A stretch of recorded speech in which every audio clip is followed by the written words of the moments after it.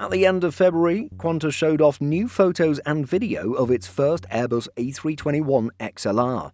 The aircraft is making slow but steady progress towards entering service, and it appears that its airframe is fully assembled, although it still lacks engines. Let's take a look at the progress thus far for this future Qantas jet. Qantas will be one of the first airlines in the world to operate the A321XLR. At the time we're making this video, the A321neo variant has only entered service with Iberia and Aer Lingus. These jets are currently flying transatlantic to US cities from Madrid and Dublin, respectively. As for Australia's flag carrier, Qantas's first A321XLR aircraft entered final assembly in November 2024 and was painted in mid or late February in the Qantas livery. As you can see in the video, the airframe itself is fully assembled, but it's not quite an aircraft without engines. This airframe, registered Victor Hotel Oscar Golf Alpha, with test registration Delta Alpha X-Ray X-Ray Echo, will be powered by Pratt & Whitney geared turbofan engines, more specifically the PW1100G-JM. The airline says that this aircraft is scheduled to arrive in June, with a total of 4 of the next-generation aircraft expected by the end of the calendar year. With June currently a few months away, it'll give Airbus some time to get those engines installed and perform its standard series of test flights before final delivery.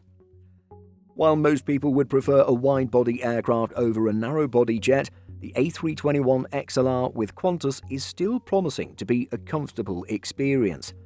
The airline says that the jets will offer more comfortable economy seats, a 66% increase in business seats, a quieter flight, a long and wide spacious cabin, extra-large overhead lockers, and fast, free Wi-Fi.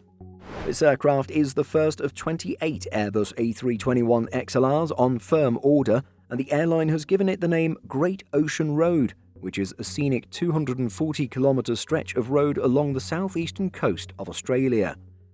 The Airbus narrow-bodies are meant to replace the 75 Boeing 737-800s currently operated by the carrier.